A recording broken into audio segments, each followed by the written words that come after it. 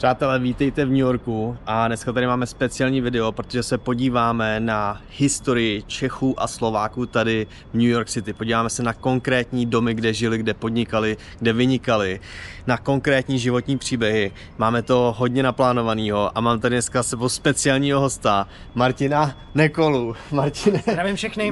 Vítej ve videu. Přátelé, Martin je autor knihy Český New York a spousty dalších knih, ale je to autor knihy Český New York, kterou jsem přečetl, abych pro vás udělal to původní video o československé komunitě tady v New Yorku. A je poctou pro mě, že jsi tady se mnou dneska. Tak za to ti děkuju. Díky za pozvání a užijem si to. Užijem si to, tak jdeme rovnou na věc. My jsme na Upper East Side Yorkville, dá se říct. Tak. A co nás dneska čeká, co nás nemine, Martine? Tak tady Upper East Side to byla historicky česká čtvrť. Většina populace tady byla česká, po případě Česko, Německo, Polsko, Maďarsko, cokoliv. Je tady spousta zajímavých budov, který prostě mají český otisk. My jsme začali to natáčení před Českou národní budovou, což je dneska sídlo Českého konzulátu generálního. Je tam Český centrum, je tam Česká hospoda, konají se tam výstavy, různé přednášky, koncerty, je tam kinosál, ale úplně původně ta budova byla založená, postavená v roce 1896 a podobně jako v Čechách si čeští krajané přispěli na stavbu Národního divadla po požáru, tak tady dolar po dolaru si ta česká komunita přispěla na vybudování České národní budovy, takže fakt jako zatím nestál žádný mecenáš, žádný velký sponzor, ale prostě každá rodina přispěla svým dílem. Složili se. Hezký. A je to úžasný, protože je to impozantní pětipatrová budova, která v dobách svojí největší slávy dobrý. Hostila, jedeme dál. Která v dobách, jsem myslel, že nám došla baterka. Ne. Která v dobách největší slávy hostila nebo pod svojí střechou zastřešovala asi 50 českých a slovenských spolků a organizací, takže fakt jako to byla velká věc. Pak postupem času chátrala, no ale nakonec se do její záchrany vložil český stát, který za symbolickou, myslím, 1 korunu zakoupil a potom za méně symbolickou 1 miliardu korun ji rekonstruoval. Opravil. Takže dneska budova zase září, je to takový fakt pulzující srdce českého New Yorku, kde, jak jsem řekl, se koná spousta věcí, takže díky bohu za to, protože to je docela výjimka, jo? V jiných dalších amerických městech, tam ty klubovny a sokolovny a ty český centra, ty víceméně se rozpadly nebo se museli prodat, takže díky bohu za to. No. To je super. Martine, nás čeká dneska několik zastávek, protože se jdeme podívat na několik domů, jdeme se podívat na kostel a na další známky a historii, vlastně stopy československé komunity. Tak kam se jdeme podívat, co nás čeká, protože my na konci videa jedeme i do jiné části Manhattanu, tak povídej, jak to bude probíhat. No, začneme rovnou tady, kde stojíme, a to na rohu 1. Avenue a 74. ulice. A tady ta budova, bílá, to dneska nevím, co to je Space for Rent, ale v roce 1910 můžete si ji pronajmout. To byla Bank of Europe, což byla taková česká banka v New Yorku, protože většina těch majitelů byli Češi a zároveň většina těch investorů nebo střadatelů, kteří si tady ukládali peníze, byli taky čeští farmáři, čeští podnikatele, živnostníci tady z Upper East Side. Takovou dobrou duší toho celého podniku byl Tomáš Čapek, což je velmi významná postava České Ameriky obecně. To byl takový renesanční člověk, byl to politik, novinář, podnikatel, realitní magnát a zároveň bankéř, který teda založil tady tuhletu banku. Jo. Můžeme se jít podívat. Jdem se podívat blíž, jasně. Než nás tady zajede taxík žlutej. A jsou tady nějaké známky toho, že to byla banka vůbec ještě? Tamhle je Noči House Bar. Tam jsou hodiny. Ale je to prázdný. Je to prázdný, můžeme si to pronajmout, tak si řek, ale říkám, od toho roku 1910 to asi 20 let sloužilo jako fakt hlavní finanční instituce pro newyorský Čechy. Ale měli smůlu, protože za velký hospodářský krize samozřejmě, jak tady krachovaly všechny banky v okolí, tak to neminulo ani Bank of Europe. Takže v 30. letech. No. Takže spousta peněz, spousta lidí, co tu žila, Čechoslováků, tak přišli o peníze, protože si dali peníze tady do té banky? No, ale víceméně, kdyby si je dali do banky tady vedle, tak by dopadly úplně stejně, protože to fakt byla tehdy, jak víme, těžká doba, ta velká recese.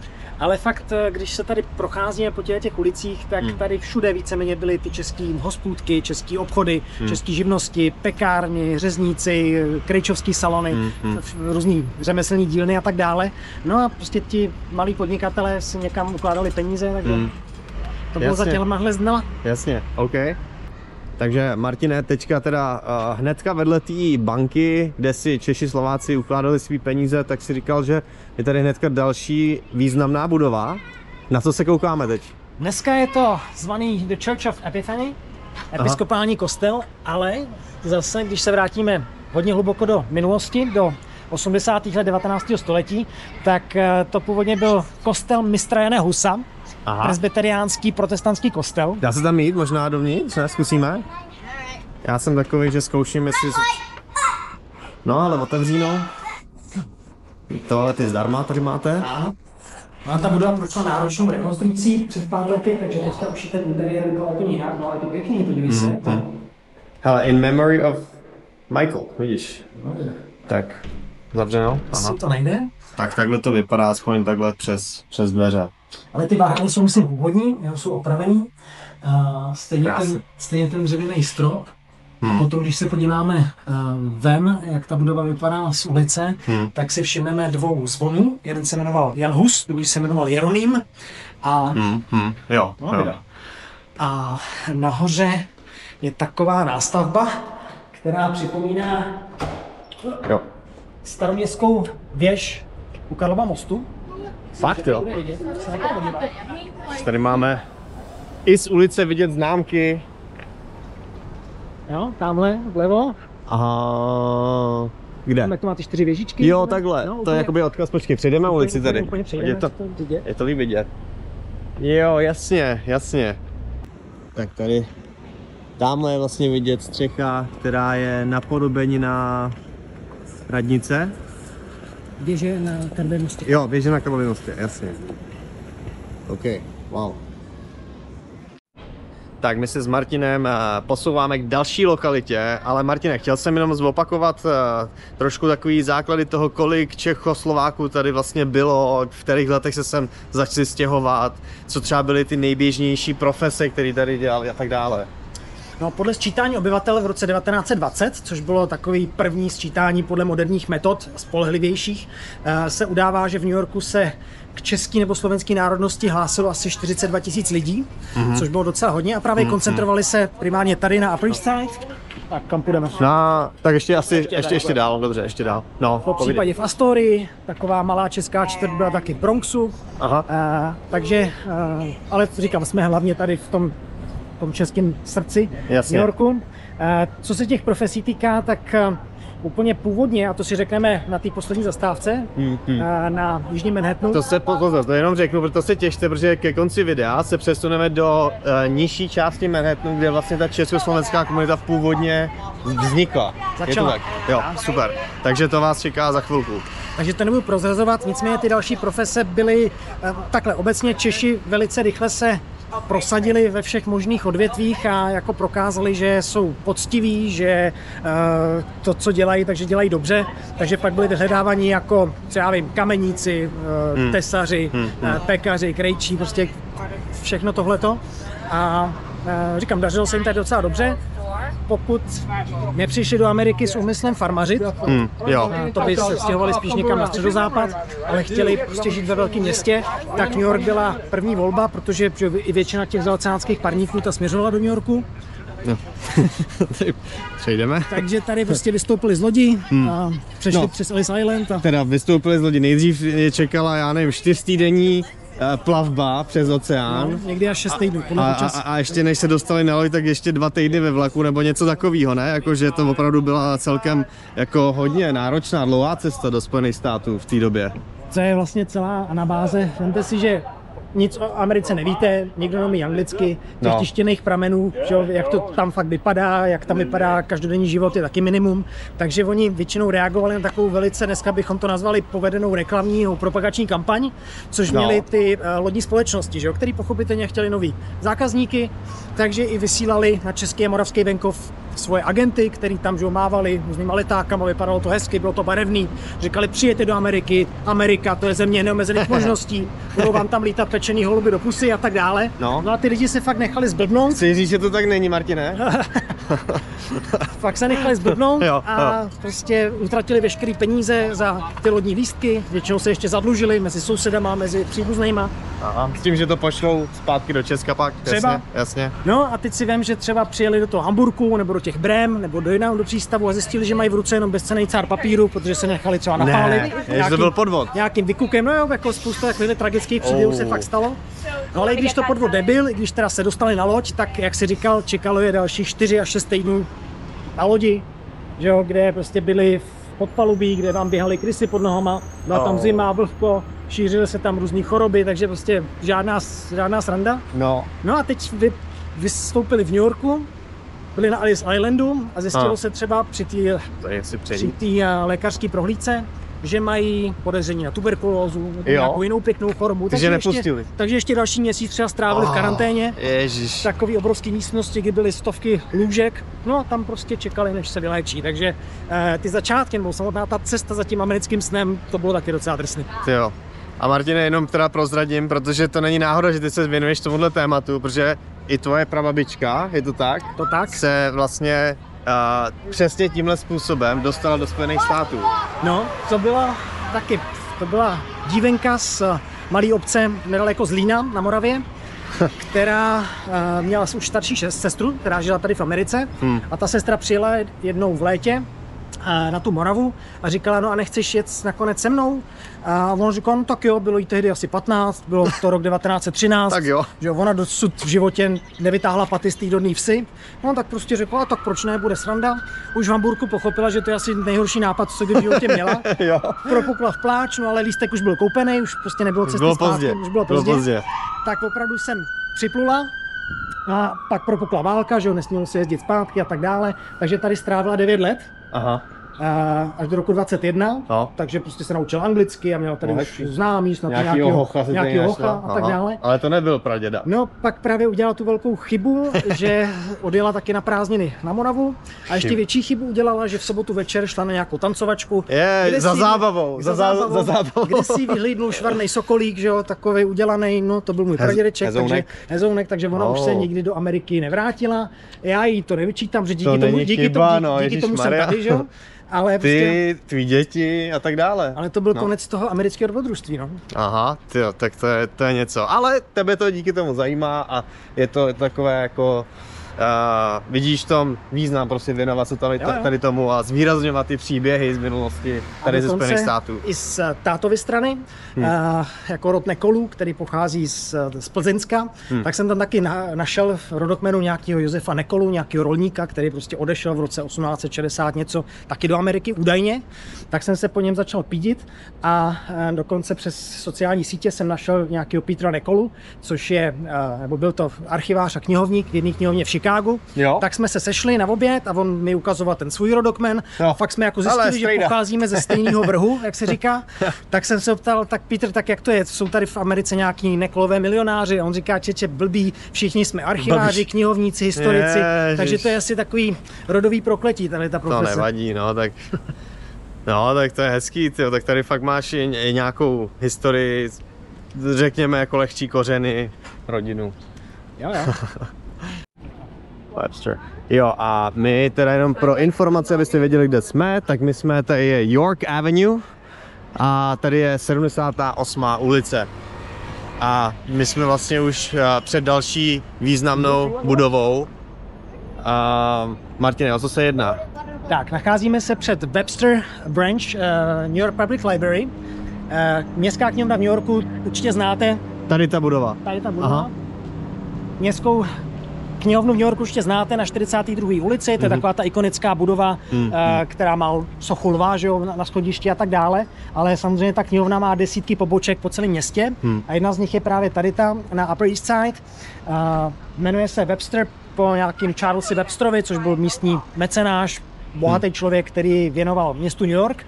Ale důležitá pro to naše vyprávění je, protože od roku 1906 tady byla česká sbírka, respektive sbírka českých novin, časopisů a knih. A postupem času to byla vůbec největší vlastně sbírka bohemik české literatury v celé Americe. Jo? Byla tady čítárna novin časopisů, byla tady taková knihovnička pro děti, konaly se tady různý český přednášky, zase akce společenské, kulturní. Můžeme se zase podívat do... Jo, zkusíme. A tady je napsáno 1905 se dá. 1905 byla postavená a jo. od roku 1906 tady Češi působit. Jo, dobrý, jo, pustí. Hello. Hello. Tak tady jo. Aha, a můžeme nahoru? Můžeme třeba tam... Takže dokonce mám nějaké historické fotky na schodišti, to je super. Jo, hezky. Aha. Ještě máš tamhle pravobičku vyfocenou, tamhle někde. Co? Pravobičku ne, ale typuju si, že většina těch dam byly Češky, stejně jako těch dětí tady. Jo. Asi jo. Ještě se podívám opatrovejš. A to je super, že tady můžete prostě přijít a rovnou si sem někam sednout, začít si půjčit si knížku, číst si. Nikdo se vás na nic neptá, nepotřebujete žádný kartičky, registrace, takže i vy, když budete v New Yorku, tak se můžete zajít. A Martin tu má svoji knihu? No, tady v téhle pobočce asi ne, ale Ne. v té hlavní jo. Jo. Tady je ta čítárna těch novin časopisů a tamhle je výuka češtiny možná Aha, zobrazená, nebo pro děti. četba českých pohádek. Protože udržovat si jazyk, když jete takhle v zahraničí, nebo kultivovat tu češtinu, tak to není byli jsme samo Abudem. o sobě. Aha. Český maďarský divadlo. Byli jsme a bude. No jo. Takže jsou tady stopy po našich předcích. Jasně. Jo. A tamhle, jak jsi zmiňoval, tak možná hodina češtiny pro místní děti, které se tady narodili třeba už. A že jich bylo. Protože ta komunita se hodně rozrostla. Ty jsi říkal původně zhruba 40 000 při tom sčítání. Jak byla třeba největší v maximální velikosti? Já vždycky považuji za takovou zlatou éru ty České Ameriky právě rok 1910 až 1920. Pak zase to bylo komplikovanější tím, jak ty děti, co už se narodili tady v Americe českým rodičům, tak postupně No byly to je amici. opouštěla ta znalost češtiny, českých zvyků, českých tradic, takže víceméně obecně po druhé světové válce se ta komunita tak jako rozplizla, když to řeknu ošklivě, protože už nebylo potřeba zachraňovat republiku před nacisty, Jo, jasně. takže potom už víc lidí se považovalo za verizí Američany, byť českého původu, ale je dobrý, že dneska nějaká 4., 5. nebo 6. generace se k těm českým kořenům zase ráda vrací. Jo, To není tolik případ tady New Yorku, ale spíš míst jako Texas nebo Nebraska, kde jsou prostě takový menší osady, menší městečka, kde každý rok se konají český festivaly, mají tam soutěže v pečení koláčů, Jo. tancují tam polku prostě v těch tradičních krojích, takže když tam lezete, tak se opravdu ocitnete v takovém živém skanzenu, je to takový příjemný pohlazení po duši, když zjistíte, že oni jsou velice pyšní na ten český původ, že prostě je to zajímá, že největší vzácnost, co si uchovávají po generace, je třeba stará kuchařka, podle který ta prababička přesně vaří, kterou si přivezla v tom lodním kufru ze staré vlasti, jak tomu říkali, a vařila z toho ty recepty. Takže já jsem byl na jedné takové akci a jako hostovi mi nabídli talíř koláčů a tvrdili skaloperně, že to je prostě ten prapůvodní recept té prababičky. A co? Tak já jsem do toho kousnul, já jsem do toho kousnul a jeden koláč byl s fíkem, druhý koláč byl s ananasem. Tak já jsem samozřejmě neměl to srdce jim sdělit, že prababička v roce 1900 rozhodně ananas nepoužívala při vaření, ale... Jo? To je dobrý. A tak to je milý, to je sympatický, že i ta 3., 4., 5., 6. generace, což jsou vyloženě prostě Američani, tak si uvědomují ten svůj původ a snaží se třeba o tom i něco naučit a trochu se k tomu vrátit těm kořenům. Teďka je velká moda tady v Americe nechat si na základě vzorku krve dělat takový graf, z kolika procent máš jakou krev, jo, takže nebo jakého si původu, takže já jsem to viděl, prostě tam máš takový ty výseče, že si 15% Portorikánec, z 10 kreol, z 5 Švéd, ze 4 Ir a tak dále, No. tak dále. Takže jakmile oni spatří, že prostě mají nějakou českou část český krve v sobě, tak okamžitě chytne rapl a potřebují nutně navštívit Prahu a Karlovy Vary a No jasně. Kutnou Horu a tak dále. A Brno, nezapomeň. No. Ostravu. Jistě. Takže já jsem mi doprovázel několik takových skupin Čecho-Američanů, Jo? který chtěli se dostat, prostě byli jsme někde na Šumavě, v nějaký malý výšce, která už ani neexistovala pomalu, protože ta paní věděla, že ten její pradědeček, myslím to byl, odtamtať přišel a chtěla nutně prostě navštívit ten rodný dům jeho. Měli jsme velký štěstí, protože ten domeček pořád stál. Jo? Najednou ona tam stála, žmoulala tu zažlouflou pohlednici a prostě Z Ameriky. z Jo, z Čech, jasně. a začala prostě brečet a já jsem pochopil, jak je to pro ní emotivní moment, že vlastně celý ten cyklus toho rodu nebo ty generace, že se jako uzavřel a že ona tak mohla aspoň symbolicky poděkovat někam nahoru tomu pradědečkovi, že měl, prostě, že měl tu odvahu prostě ty koule nechat všechno za sebou, všechno prodat a vydat se úplně, jak říkám, do neznáma, do Ameriky, aby ty další generace, aby ty jeho děti už se měly líp. Jo, takže tak je to takový, občas vás to dostane, jaký osudy jsou za těma příběhama schovaný. Já si myslím, že je důležitý vědět, odkud pocházíš, jako kdo jsou tví předci a jako rozumět té struktuře těch kořenů svých. Přesně tak a říkám, Amerika, byť dneska se tváří trošku jinak, tak Amerika je a vždycky byla zemí imigrantů a imigranti Ameriku vybudovali a měli by si tohohle dědictví vážit. Tady v tom domě jsem byl na prohlídce, tady bydlí jedna známa, ale když jsem hledal bydlení a kdysi, když jsem se tam stěhoval, nebo kdysi 2022-2023, tak jsem tady byl a teď to začínalo o $4,000 jako za měsíc, jednoložnicový byt a myslím, že dneska už by to bylo třeba od 5, jakože se to zase jako za těch pár let dost posunulo. Jo, ale je to pěkná budova, máte tam jako dormena, takže bezpečí, ženy se tam cítí bezpečně, že jo, takže tak. Máš trubky z roku 1910 a no jasně, no. Pak ti tam je zima, v létě vedro, no zase taková víra to není. Jo, no asi tak.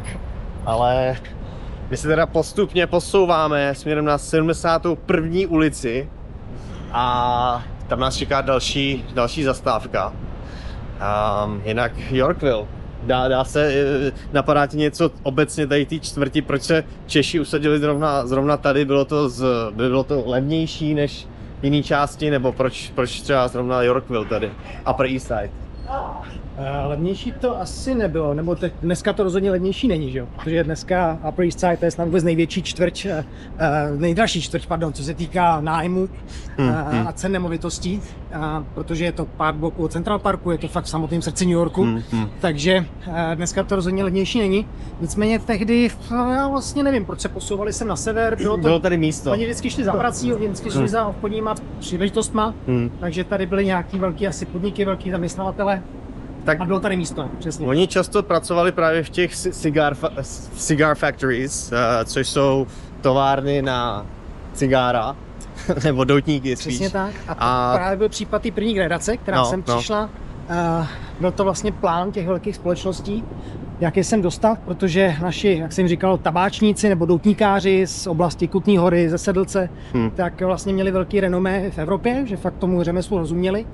A po prusko-rakouské válce v roce 1866 pruský vojska táhly východníma Čechama a zanechávali za sebou spálenou zemi, takže oni přišli o výdělek, o zaměstnání a právě na tyhle ty lidi cílili ti Američani, kteří je sem přivezli s celýma rodinama. Takhle. Oni se tady usazovali a začali pro ně makat právě v těch jejich továrnách, v těch jejich dílnách. Takže fakt jako tabáčníci nebo výrobci těch doutníků a cigár, to byla taková první rozšířená profese, protože ona nabízela docela dobrý výdělek na to, že člověk nic jako neuměl anglicky, ještě se tady neorientoval. Rolovali prostě rolovali, včetně dětí. Naopak děti byly děti tady pracovali, byli nejoblíbenější pracovníci, protože měli ty malý prstíčky, že jo, takže mohli jemně rolovat. To se podívá na nějaký ty historické fotky, no, jak někde ve sklepích, prostě i v bytech, prostě děti před sebou mají hromadu těch doutníků a musel být hrozný, a makali, no. To byly ty začátky. Každý se musel snažit. Tak a jsme 71. ulice před další významnou budovou a tou je Sokol Hall, neboli Sokolská cvičitelná sokolská klubovna. Sokol New York is now open, tamhle to máte na plakátě. Pátek odpoledne, tak třeba se tam bude něco dít, můžeme se tam pak podívat. Ale já bych ještě... Ale tamhle, no, vidíš, tamhle je nápis nahoře, nevím, jestli to vidíte. Czech Gymnastic Association, tamhle je to napsané nahoře. A tamhle je datum, který mi můžete napsat do komentářů, jaký přesně je. Podíváme se tam, zkusíme? Zkusíme, jestli tam mají otevřeno. Jestli tam budou cvičit, takže tam, a teď tam chodí amíci cvičit do Sokola, nebo jak to jako funguje? Jo, tam jsou lekce gymnastiky a tady se možná podíváme, co tam mají basket a taneční hodiny. Jasně, gymnastiku, tanec, balet, jo, hezký. Sokol New York, dobře, a tady zkusíme, nebo? Tak to zamčený. Tak si bude na zvonek. Na zvonek, jo. Tak se asi dovnitř teďka nepodíváme, ale vidíte, jak tady poctivě naši předci cvičili. A ten Sokol samozřejmě nebyla jenom jakoby sportovní organizace, on měl taky velmi důležitou funkci, co se týká vzdělávání té české komunity, a když byly nějaké významné události, jako třeba vznik republiky nebo rok 39, tak ty Sokolové prostě se velice tak jako aktivovali a vybírali peníze na odboj, dělali různý dobročinný bazary, jejichž výtěžek putoval naší exové vládě do Londýna a tak dále, takže fakt jako Sokolové to vždycky byla taková ta síla. Důležitá součástí komunity. Přesně tak. Okay. Co se týká té historie, tak jenom připomenu, že Sokol v Praze byl založený Tyršem a Fignerem v roce 1862 a pouhý 3 roky později, v roce 1865, první sokolská jednota vyrostla v Americe, bylo to v St. Louis, Missouri. Takhle. A o další 2 roky později následovala sokolská jednota v New Yorku. Takhle je to spojený. Hezký. Ty jo, dobře si to pamatuješ. Tak jo. Tak my se postupně přesouváme směrem do nižšího Manhattanu, když to tak řeknu, Lower Manhattan, takže vcházíme do metra na 68. ulici a víš kam jdeme, Martine? Na kterou zastávku? Jdeme dolů na Astor Place. Astor Place, super, takže nás čeká asi, nevím, 15-20 minut metru teďka.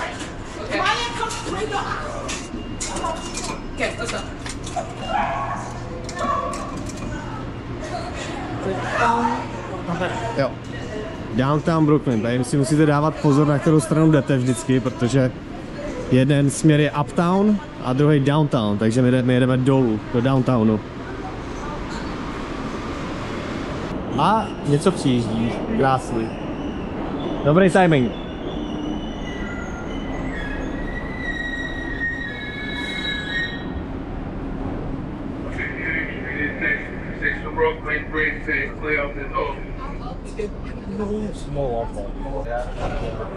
Tak, vycházíme na zastávce Astor.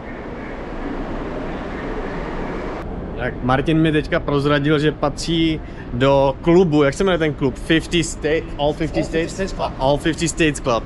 Jako podle mě jeden z mála Čechů, co projelo fakt všech 50 států a hlavních měst. Tak to je něco. A zároveň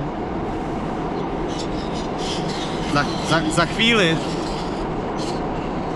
já vám za chvíli ukážu jeho novou knížku, ale Martin údajně napíše 4 knížky za rok. To je neuvěřitelné. Já myslím, to nevím, jak to děláš, ale já žil v domnění, že autoři často knihy píšou léta, ne-li dekády, tak to je výkon. Takový americký výkon, dá se říct. No, dá to práci. Dá to práci, jo. Tak, kde jsme teďka? Tak teď jsme na Astor Place a já bych možná zmínil v souvislosti s Johnem Astorem, což byl jeden z těch budovatelů New Yorku, významný filantrop a miliardář, tak ten měl jednoho obchodního partnera, to byl jistý pan František Vlasák, který si v Americe říkal Lasak, a je to jeden z prvních významných Čechů v New Yorku, který se tady usadil asi v roce 1836, takže je jako jeden z prvních. A byl to kožešník, měl nějaký závod na zpracování kůží a zbohatnul na tom. Jo. Když umřel, tak odkázal svým potomkům asi $5 milionů, což byla tehdy závratná částka. Takže Jo. to jenom... Jak Martin, ty jsi říkal, že jsi v New Yorku asi po 30. nebo něco takového. Chvilku jsi tady i žil. Jo. A tvůj nejoblíbenější dopravní prostředek? Je chůze, Chůze. což je někdy challenge, musíte projít Avenue, která má několik mil. No. Ale mě to takhle baví, prostě dojet třeba metrem na nějakou zastávku v Queensu nebo v Brooklynu a tam vylézt a přecházet mezi těma etnickýma čtvrtěma, kde fakt můžete ochutnat různý jídla z celého světa, můžete slyšet různé jazyky, můžete se dívat na různé budovy zajímavý. Prostě. Souhlas. Tak to je jako celkem dobrý způsob, jak poznat části města, které nejsou tak profláklý. Jinak tady Astor, v čem je významná tady ta čtvrť z pohledu té československé komunity? Tak tady na tom spodním Manhattanu vlastně za chvíli se blížíme do sousedství, kde je dneska Wall Street, a to finanční centrum celé Ameriky. Tak dřív, když se vrátíme fakt do toho 19. století, tak tady byly ty velké tabákové továrny, ty velké dílny, které poskytovaly sice málo placenou, ale aspoň nějak placenou jednoduchou práci pro ty, co sem přišli a byli to ty zelenáči, neuměli anglicky, teprve se rozkoukávali, tak právě do těch míst přišla ta první česká generace. Žili tady v takových docela nevlídných podmínkách, různých čížových domů, levných, zablešených. Jo. Ale prostě to byly ty začátky, no. Takže Museli si prvně vydělat peníze a pak se mohli posunout do trošku víc poš čtvrtí. jasně. Upper East Side. A takže vlastně je to tak, vítejte teda v části města, která je ta původní čtvrť, kde naši předci žili. Naši předci, když to tak řeknu. Naši předci, přesně Tví předci teda možná. Moje prababička žila v Česku teda, ale... Byla to takový roh mezi Tompkins Square a Avenue B, který se přezdíval Český boulevard. Jo. A tam právě teďka míříme, se nám podaří najít i tu úplně první českou národní budovu, tu úplně první českou klubovnu. Jak co se New Yorku týká, tak on se skládá z těch 5 hlavních částí, což je Manhattan, Brooklyn, Bronx, Queens a Staten Island. Vlastně každá ta část je úplně jiná. Jo? Třeba v Bronx, ten měl vždycky takový hodně negativní pověst. A když jste se sem přijeli podívat v 70. 80. letech, tak některé ulice fakt vypadaly jako válečná zóna. A fakt jako se neodvažovali ani policajti. No ale dneska postupně se to tak jako civilizuje, že za nájem zaplatíte i třeba v Bronxu šílený částky. A já mám osobně nejradši Queens, protože ten je snad vůbec nejvíc diversifikovaný čtvrť na světě vůbec, co se týká obyvatelstva. Různý etnicity ze všech koutů světa. Takže fakt takhle přejdete ulici a jste z polský čtvrti v nigerijský, pak za další ulice je filipínská, čínská, cokoliv. Takže ten právě baví, že prostě je takový hodně pestrý a narazíte na spoustu národností, spoustu jazyků, spousta chutí, spousta vůní. Ano, a i v Queens máme velkou československou stopu. Je tam, jmenuje se Národní budova nebo nějak jinak, ale máme tam nějaký zázemí taky. Přesně tak, je tam ta pivnice, respektive klubovna, Sokolovna s zahrádkou, kde se za horkých letních dní vejde až 1000 návštěvníků, kteří si tam dají český pivo a řízek a guláš a tak dále, takže to je fakt oblíbené místo. No a nedaleko odtamtud je taky hřbitov svatého Michaela, kde v jedné sekci najdete zase desítky náhrobků s českými jmény, takže to já právě, když jsem psal tu svoji knížku, tak jsem se tam vydal a vlastně identifikoval jsem některé osobnosti, co tady žili a pak tady zemřeli. Je to prostě svůj čas. Dejte vědět, kdybyste chtěli, abych buď já nebo i klidně s Martinem v nějakým dalším videu prozkoumal víc Queens. Jestli vás to zajímá, tak zase napište do komentářů, když bude dost lidí, tak tam něco natočíme. Obnova. Tady, hele, slovenská cerkev, podívej. Hele, tady normálně procházíme kolem budovy, z čehož se vyklubal kostel a je tady normálně nápis Slovenská cerkev. Co? To jsi nevěděl. Já si myslím, že to budou ale Slovinci. Nechci ti do toho kecat. Fakt? Slovenská? Dobře, no, tak to nikdo nepozná. tak jsem chtěla trošku poslat trochu lásky na Slovensko, rozumíš, ve videu, no, tak slovenská, no, ale psalo se to slovenská teda.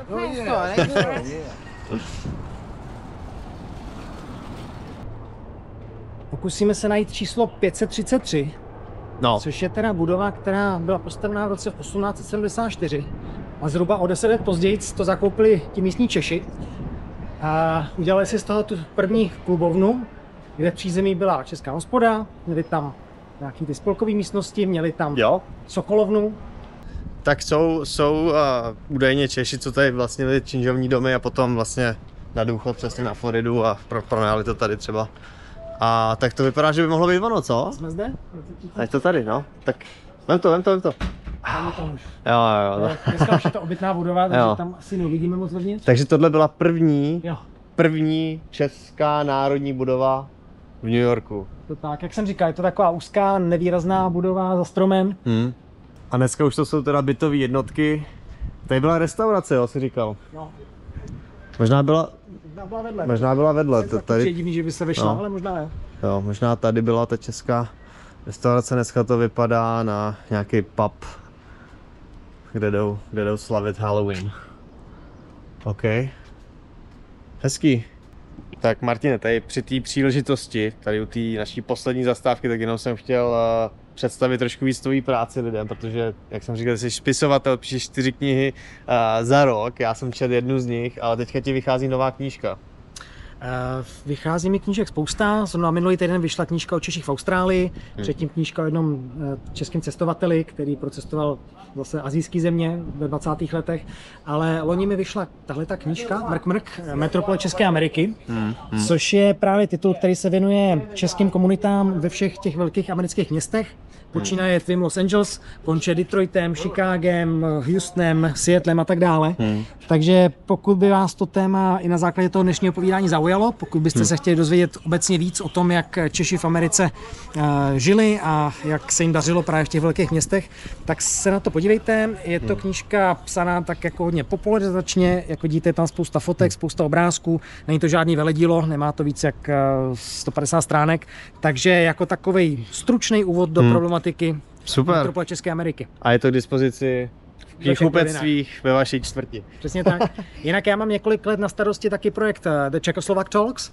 A když se podíváte na naše webové stránky czechoslovaktalks.com, které jsou k dispozici česky a anglicky, tak zjistíte, že vlastně sbíráme, shromažďujeme zajímavý, inspirativní životní příběhy Čechů v cizině, kdekoliv ve světě. Jo. Takže se na to mrkněte, webové stránky, po případě máme taky Instagram, Czechoslovak, spodní mezera Talks. Tak. Nechám všechno v popisu pod videem, můžete kliknout, podívat se na to. Martine, děkuji ti moc krát. Já díky. Bylo to skvělý, já jsem se naučil spoustu nových věcí, viděl jsem budovy, které jsem minule ani neobjevil, netušil jsem, že tam jsou a to jsem kolem nich chodil každý den, takže děkuji moc a jsem rád, že jsme se tady mohli takhle sejít. No, bylo to super a těším se na příště. Jo, tak děkuji Mějte a se. mějte se fanfárově, čau.